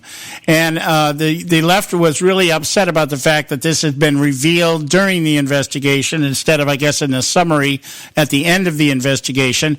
But the right away, everybody's coming out saying, well, this vindicates Donald Trump, that indeed there was, quote unquote, some wiretapping going on. There was surveillance being conducted, and it was done under a warrant. Now, the left automatically comes out now and says, oh, well, this is bad that you guys revealed this thing. This is unethical and everything else. While they're touting a British dossier from a retired MI6 agent that everybody else has debunked. And that's the premise of their argument. In the course of their statements now is that, no, it isn't that we're vindicating Donald Trump, that he was surveilled. What is proving is that Donald Trump did collude with the Russians. So we have everybody's taking what little evidence has been revealed and using it to their respective slants or skews as to what this thing is really about. And I wanted to get your take on that. That was kind of a long dissertation, but I hope I gave you enough here. How do you see this thing playing out? Well, I'm a skeptic, and I guess I'll have to say that right up front. First of all, I do believe that the Obama administration has been involved in doing some things that were less than scrupulous, we'll just say it that way. And I also believe, however, that this is just me, but I believe that there's some things that Donald Trump does not want us to know about his relationship with Russia. And quite honestly, just as a side thought, I think this is becoming a little bit of a distraction and indirectly validating maybe some information that we should know. And the incidental information, by the way, obviously, if you have a legal warrant to wiretap one individual, you're obviously going to be picking up their conversations with other individuals. I mean, it's possible, although, again, knowing Obama the way we know him, unlikely, that that really was just incidental information and not a deliberate wiretap of Donald Trump and his campaign per se. Does that answer your question? Well, yeah. Now I'm going to come back at you with my take on this, because I too am not in my court. Nothing has been provided that will completely vindicate Donald Trump. When we had Scott Faulkner on earlier in the week, who's working with the Trump transition team, And I posed a question to him. I guess the thing we really need to know, and Scott confirmed, this is the big question, is that especially when we talk about Michael Flynn, we'll single out one person here and just say, okay, Michael Flynn got caught up in the incidental collection of information, but the question has to be asked. One thing Scott did clarify to us, the conversation that Michael Flynn had with the Russian official was during the transition phase and not during the campaign phase. So he said those kind of things go on all the time. He said, in fact, these kind of conversations take place every second in Washington when you talk about it within this aspect of it. But the idea is, I said, but the question remains unanswered, is that what would Michael Flynn be talking to a Russian official for? That's the unanswered question. He says, yeah, that is the unanswered question. It's not a matter of whether he was talking, it's what was being conducted. If it was a standard operating phone call, we're having a dinner or something, we want you to come, that's within the confines of business. If it's nefarious, if we get elected, we're going to help you with the sanction things or something like that, that is criminal, but we don't know what that is. And this is what's allowing, my point is, this is what's allowing both sides to be able to use whatever's happening to further their agenda. Now, in terms of what you just said, in terms of Barack Obama or his people innocently gathering this information, I think that's far-fetched. That's an illusion. There's no doubt in my mind. That's what I said. There's no doubt in my mind that this was perhaps this vice warrant, was issued for the very purpose of saying, okay, because the one thing Scott brought up to us the other day is if it was incidental collection, that's one thing. But the fact that it was actually transcribed and then disseminated, that's the violation of federal law that we're talking about right here. And therefore, regardless of what the information was, it was illegally obtained and illegally disseminated, and that's where the crime is at. So does that make sense? Yeah, absolutely does. Though, in the case of Mike Flynn, see, here's part of the thing that kind of muddies the waters quite a bit. I mean, we have had subsequent revelations about his involvement with Turkey, and these are things that were going on and never disclosed, and and I think when you throw that into the mix, it's hard to, at least for me, again, being a skeptic of the Trump administration, it's hard for me to look at this situation and see Trump as being 100% innocent and vindicated. Now, while there may have been some illegalities on the other side of the ball, I don't know. I just personally... Yeah. I think my conclusion would be what you said just a few moments ago. Both sides are using this for their own political advantage. Yeah, and in that light here, it would be. Again, I'm not so delusional about Donald Trump to think that this guy is completely innocent on all fronts on everything. I've never played that. Our support for voting him in the first place was just for the Supreme Court. I didn't expect too much out of him other than that. But when we look at how this thing, what we have here is the Republicans' version of the Podesta emails. Okay, the question is it more important that the emails were hacked or phished and that they were revealed, or is it more important what the emails contained? It's kind of that's how it's being played out here. Are we going to disregard the fact that maybe there is evidence that something was going on, or are we going to be more focused on the fact of how that information was obtained? That's where I think the fine line is, and that is going to be the determining factor as to how this thing plays out. Does that make sense?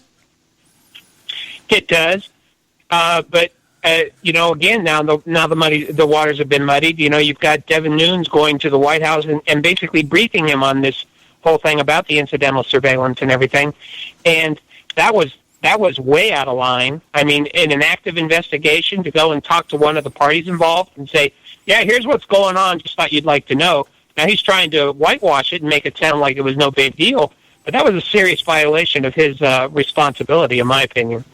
Now, along that line, let me ask you this question.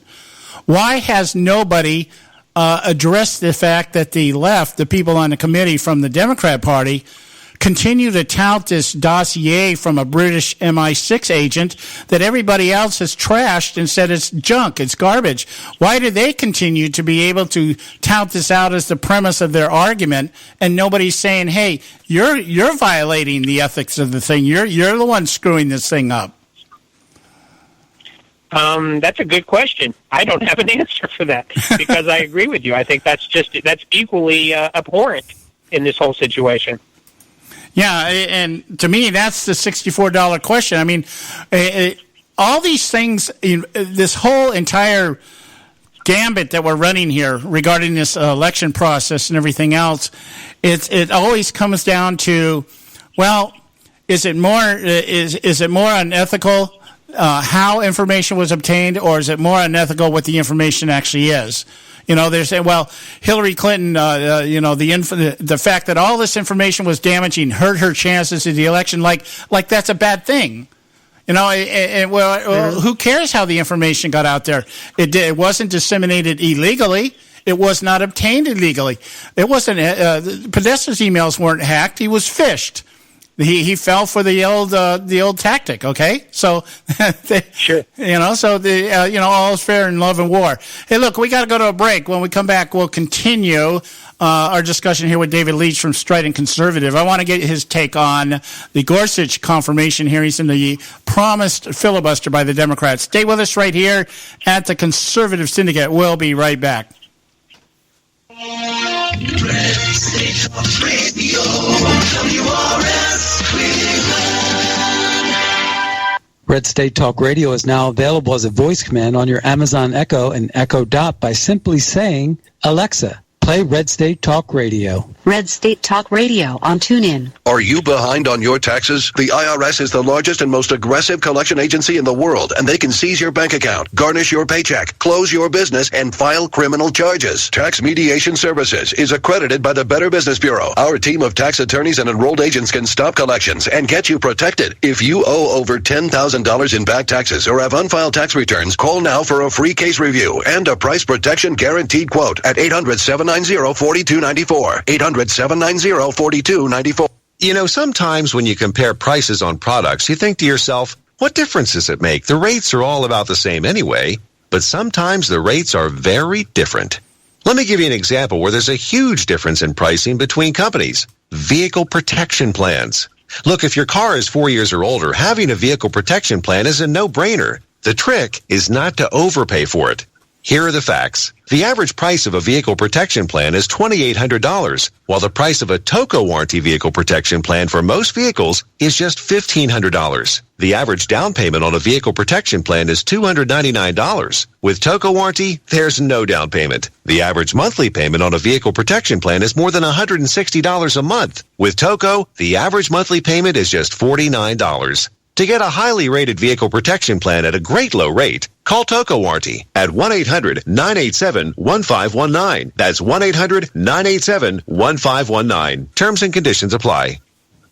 Hey, this is Leonora Cravota from Red State Talk Radio for MyPillow. I used to have trouble sleeping. MyPillow changed all that. I now fall asleep within moments of my head touching my pillow. That's how comfortable MyPillow is with its patented interlocking fill. MyPillow stays cool and does not go flat. Plus, it's machine washable and dryable. MyPillow has a 10-year warranty and a 60-day comfort guarantee. MyPillow is also the official pillow of the National Sleep Foundation, and it's made right here in the USA. MyPillow is now offering Red State Talk Radio listeners a 4-pack special with 2 premium standard or queen pillows and 2 go anywhere pillows. That's 4 pillows for the price of 1. To take advantage of this special offer, call 1-800-961-9194 and ask for promo code RedState. That's 1-800-961-9194, promo code RedState. Put sleepless nights behind you with MyPillow, the most comfortable pillow you will ever own. For the best night's sleep in the whole wide world, visit MyPillow.com.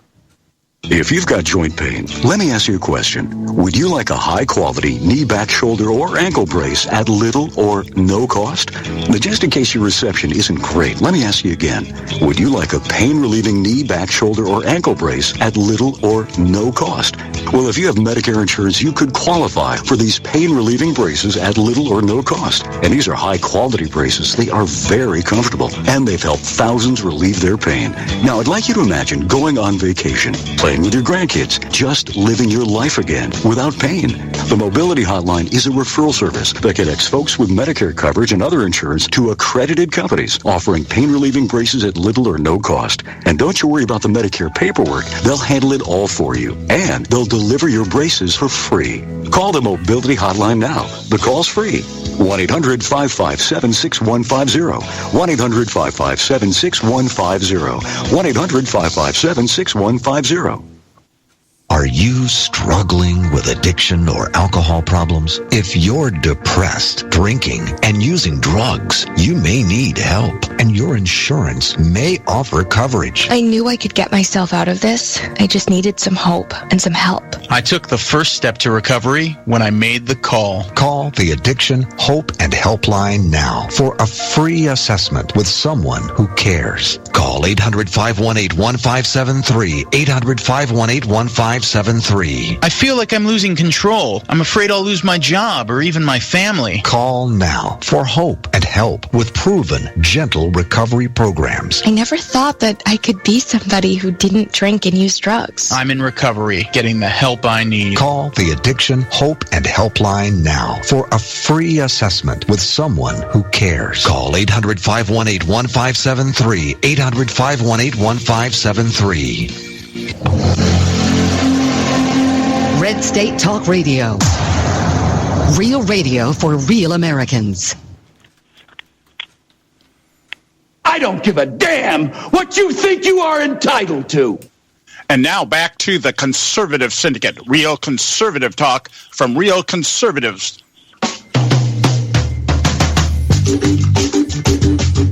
All right. Hey, we're back, and this is the Conservative Syndicate, real conservative talk from real conservatives. I'm your host, John Matthews, along with Joe Higgles. We've got David Leach checking in to do his weekly segment with us from Strident Conservative. David, what's your take on the Ryan Care crash and burn today? Well, I'm thrilled to death. I mean, I'm glad that it fell apart. It was, of course, as we most conservatives know, it was a repeal in name only. It was basically Obamacare light. It was given the name Ryan Care, Rhino Care, Trump Care. All those things were a clear indication that this was a bad bill all the way around. However, I think some of the fallout, unfortunately, is not going to be good for conservatives. I see some things, some disturbing early signals that, groups such as the House Freedom Caucus being thrown under the bus and blamed when, down the road here a little ways, we still have Obamacare and we still have all the disasters with Obamacare, and Trump's going to be able to throw his hands up and say, well, if it wasn't for those nasty conservatives, we would have repealed this thing, even though the repeal wouldn't have been a repeal. So it's mixed. I'm very happy that it failed. Hopefully it is something that can be picked up again, not too far in the distant future. There's a feeling that Trump should have really focused on the thing that got him in office, and that was his promise to turn the economy around. Tax cuts, things to improve job creation, those types of things. He could have gotten some real easy victories with the Republican majority in Congress that could have laid the foundation for a smoother transition into the repeal of Obamacare. Here's my other thing, though. Quite honestly, I don't think the Republicans want it gone. I think they didn't like Obamacare because the Democrats ran it. They wanted their own version of Obamacare with the Republicans in charge, and I think that was true from the White House on down. Yeah, Joe had brought up the thought earlier, and I want to, within line of what you were just saying here, that Trump may have been guilty of the same mistake that Obama was, expending his political capital on, forcing Obamacare on us. And Joe had mentioned earlier that he believes this falls squarely in the lap of Reince Priebus, that Reince Priebus is the problem here and not so much the Republicans. I don't have much of a problem with that. In fact, I think there's a lot of validity to that because, quite honestly, I think Trump and his puppet master, Steve Bannon, were pretty much only going along for the ride on Obamacare repeal, even during the campaign. Trump didn't have any sincere convictions one way or the other about Obamacare. He favored a lot of the things in Obamacare, and in fact, that's why the Rhino Care was so bad, because Rhino Care had a lot of those things in there, like being insured to year 26 and allowing pre-existing conditions and those types of things. And so I think he kind of went along for the ride to begin with. And so that kind of comes back to what you were saying. Yeah, your comments, Joe? No, I still think it's, if there's anything to be blamed on, it should come down on Ryan and Priebus. They were the ones that pushed this through. Thank goodness the Freedom Caucus was there to put the kibosh on this. So, we didn't have to put up with this. And then to hear President Trump go, this was the Democrats owned this. They always owned this until today, when they almost had the Republicans put their name on it. Once they would have done something like that today, they would have passed that thing today. Then it would have been Republicans, and that would have hung around their necks. And then look out, there goes threatening the majorities they have in Congress, and then quite possibly making Trump a one-term president too. Yeah, that's something we have to look at. What do you think, David? Go ahead, David. Go ahead. We have a little bit of a delay again. I've been reading some stories today, speaking of Ryan, and how he's basically going to take the fall for this, that may have been part of the plan.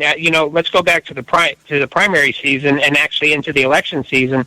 Paul Ryan was no fan of Donald Trump, even went on the record that he was not going to support him. I think there was a little bit, I think we've seen with other political members who haven't kind of just embraced the whole Trump move, there's payback that comes from the Donald Trump people, him and Steve Bannon. Bannon absolutely hates Paul Ryan, sees him as the establishment rhino, which he is an establishment rhino, but he sees establishment rhinos differently than conservatives do. We see it as a way of roadblocking conservative momentum. Steve Bannon and Donald Trump see it as a way of roadblocking their new nationalistic alt-right momentum. And so even though we both see him as a rhino, we see him as a rhino with different consequences. And so I think it's going to be interesting over the next few weeks to see how much of the fallout that it's going to go toward Ryan, because he was the one who was kind of putting this all together, but how much the White House is going to increase that pressure against Paul. Yeah, here's something. I just, whenever stuff like this takes place and it occurs outside the noise that we're hearing in the electorate, Donald Trump was elected for the purpose of repealing Obamacare, not repealing and replacing. Now, as you said earlier, he was not a big, I don't see Donald Trump as somebody that's a big champion for social issues, and I think Obamacare kind of falls within that category. What I'm getting at here is, I had made a statement last week, and maybe sometime during the week, this week also, that I do not believe that the Republicans are really worried about preserving the majorities in Congress, okay? And the reason I say that is because the Republicans have shown especially during the Obama administration, a propensity to govern, to not govern. And basically what it is, complicity. We govern by complicity. We just stand off the side and we let everybody, make the noise and everything, and we tell everybody we're conservatives, and then we end up caving. I'm wondering, this is just my conspiratorial side that pops up when stuff like this happens, that this Ryan Care bill was put out there knowing that it was going to fail for the purpose of being able to now perhaps come 2018, be able to target some of the Freedom Caucus members and some of the more conservative members in the House and say, look, these are the guys that are keeping us from doing what we said we were going to do, which was repeal and replace. To me, I don't find that a very it's not a big stretch for me to see that they could actually be using something like this, knowing that it was unpopular, for their political advantage to try to restore order in the establishment that runs the Republican Party. Does that make sense? That absolutely does. And here I will give you a big 10-4 on that, in fact, because Trump verbatim threatened Meadows, for example, saying, I'm coming after you. I mean, I don't believe for a minute that, or I don't have a problem, I should say, for a minute, that Trump actually, here's how I see it. Let me get back on track here. I think Trump was okay with Ryan Care because it was a win-win situation for him. If Ryan Care goes through, then for the next year to two, he could say, hey, I kept my promise to repeal Obamacare, even though we all know that's not what had happened. That's what they've been calling it, and he would be able to say that. So then a few years down the road, when it all falls apart, he could say, well, hey, it wasn't my deal, it was Paul Ryan. Conversely, if it fails to get passed, like has happened so far, he can then say, hey, I want to repeal Obamacare, I want to fix what's wrong with it, but these lousy conservatives won't let me do it. And so I think because he has no moral compass when it comes to the Obamacare issue, that he saw this as a no-lose situation. You know, Mr. Winner, Mr. Art of the Deal, is in here saying, well, you know what? I win either way. If it goes through, I win because it's not exactly what we promised, but I don't have to take the fall for it. And if we lose, well, then I win again because I can say, hey, I wanted to repeal Obamacare. So I agree with you, John. I think that's exactly what's going to probably happen in the months ahead. As we get ready for 2018, I think you're going to see more of the conservatives, the Freedom Caucus type conservatives primaried, and I think you're going to see the establishment. You're going to see Mitch McConnell, who already has targeted conservatives. He's been doing that for years. You're going to see Mitch McConnell and Paul Ryan join hands with Trump to get rid of some of the conservatives that they see as an obstruction to advancing their agenda. So you're thinking, you've taken it just a step farther than I have. I've been putting this in the hands of Paul Ryan and Mitch McConnell and some of the, hardcore establishment operatives there. You're saying that actually Trump is in collusion with them then to remove conservatives. That goes back to what I was saying earlier. They see, conservatives see rhinos in a certain light, and so does the Trump campaign or the Trump administration. And we see them both as people like Ryan as rhinos but we see them as rhinos with different implications. I see them as a rhino getting in the way of conservatism. They see them as rhinos getting in the way of their new nationalism. Well, the same thing is, look at that like a three-legged peg, or a three-legged stool, I mean. So now, if you look at it, okay, the rhinos look at conservatives as somebody who's in the way of them advancing their agenda, and the nationalists see conservative. Trump said during the campaign, he says, we're not the conservative party, we're the Republican Party. Oh, I get that. Yeah, I get that. We've never been under the delusion that Donald Trump is in any way a conservative, but that's an interesting point because basically what you have is two movements within the party that are trying to eliminate the conservatives because the conservatives are the only ones blocking it. The enemy of the enemy is my friend. Yeah, I get you. That makes a lot of sense. I want to get your take on that, but we got to go to a break here first. Short break here. When we get back, I want to, Joe, you give me your thoughts on that. We'll be right back. Stay with us right here at the Conservative Syndicate.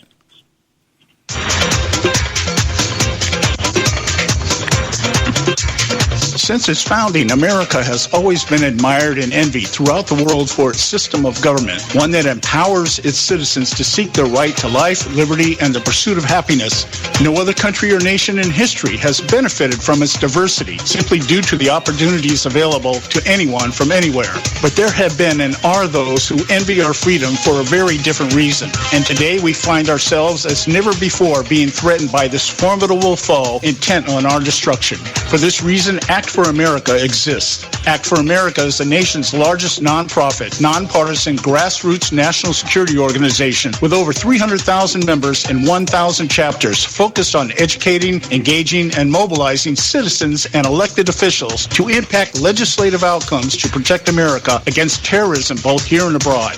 As a result, our network has driven the education process toward the successful passage of 43 bills in 22 states. We continue to expand our nationwide volunteer chapter network, training citizens to recognize and help prevent criminal activity and terrorism in the United States while preserving the civil liberties protected by the United States Constitution. To find out more, check us out at actforamerica.org. That's actforamerica.org. We need to keep illegals out. Am I not speaking English? The ConservativeSyndicate.net, where we speak only one language, American.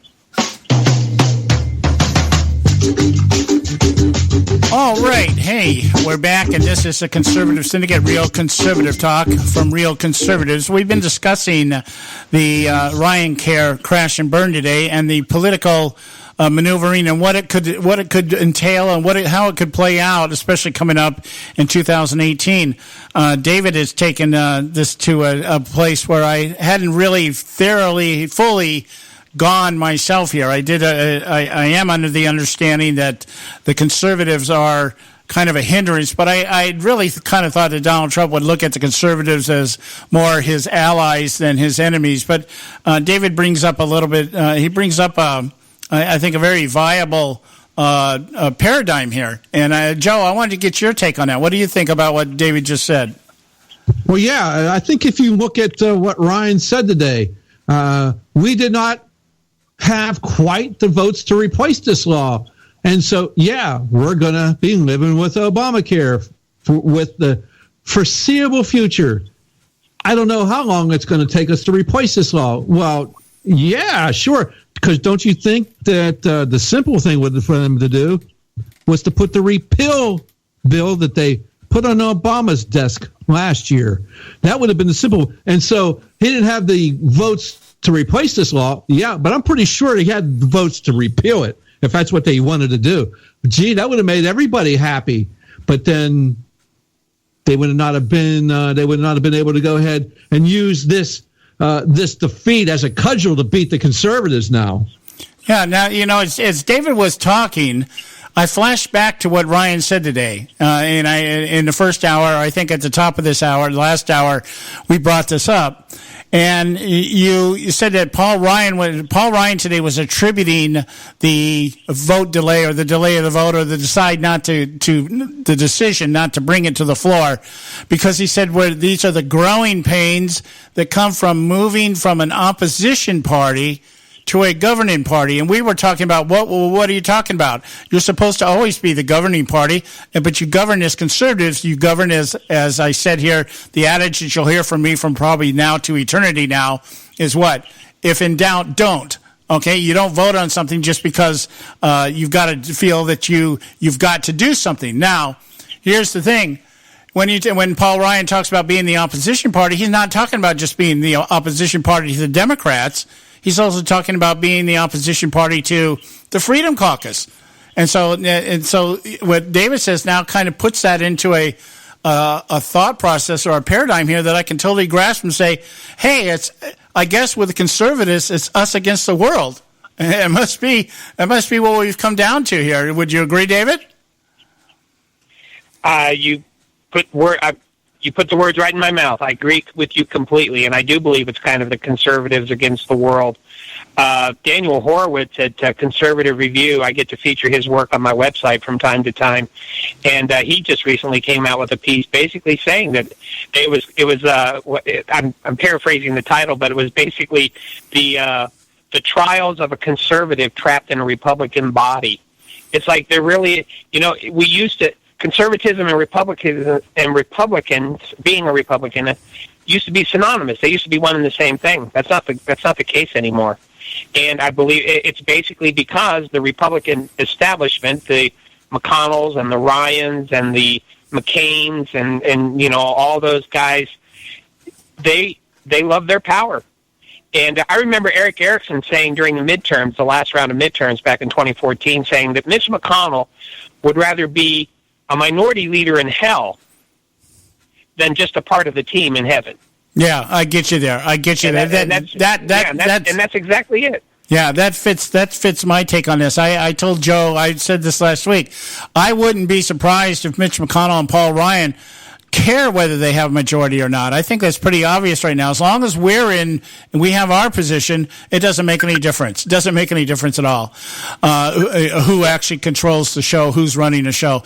Hey, David, we're at the end of our time with you today, and I wanted to give you a moment because I want to give you a moment to plug what you're doing out there at Strident Conservative.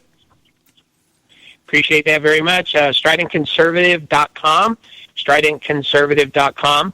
My commentaries, as you're aware, because you play them during your show, and Red Nation Rising plays them throughout the day, are available on the radio. In fact, if any of your listeners listen to a terrestrial radio station for conservative news, let your local radio station know that the Strident Conservative is available. It doesn't cost them anything.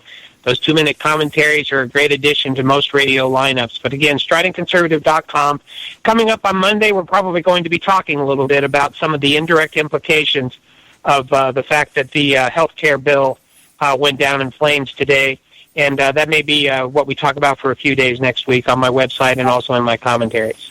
Well, you brought something up today that I'm going to have to spend a weekend examining too, because I now see several different strategies that are being played here rather than just one who's running the show. It's more like who needs to be eliminated, that kind of thing. I gotta digest. I gotta process this because this opens up a whole new thing.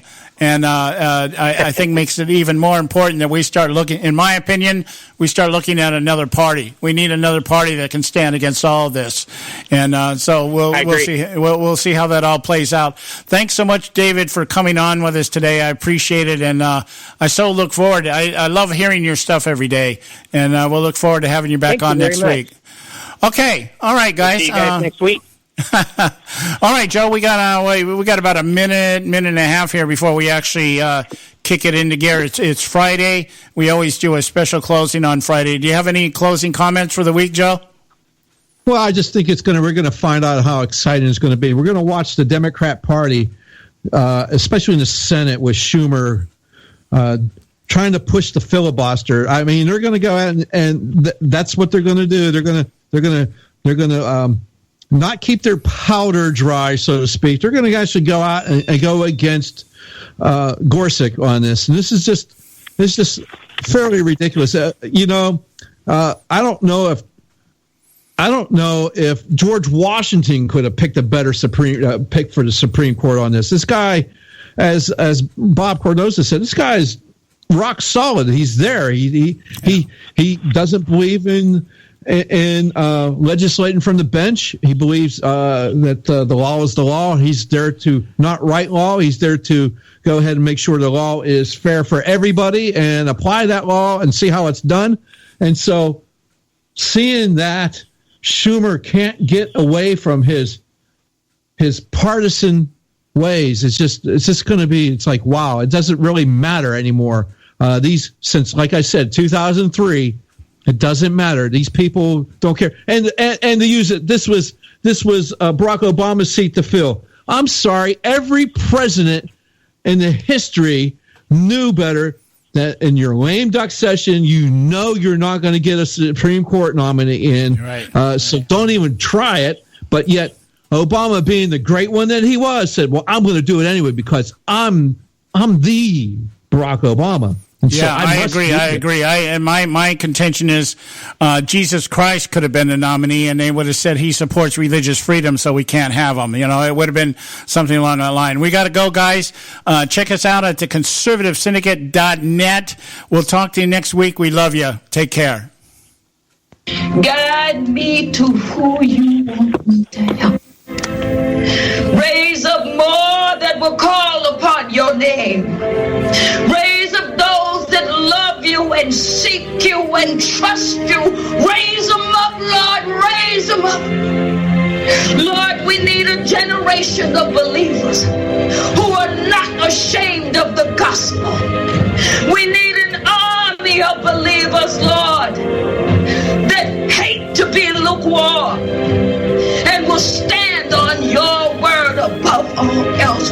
Raise them up, Lord, raise them up.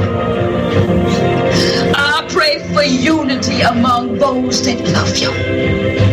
I pray that you open their eyes so that they can see your truth, Lord. I pray for your hand of protection and guidance. Raise up a generation, Lord, that will take light into this world, that will not compromise when under pressure, that will not cower, Lord, when others fall away. Raise them up, Lord, that they will proclaim that there is salvation in the name of Jesus Christ. Raise up warriors, Lord, who will fight on their knees, who will worship you with their whole hearts, Lord. Lord, call us to battle, that we may proclaim you King of Kings and Lord of Lords. I pray these things with all my heart. Raise them up, Lord, raise them up.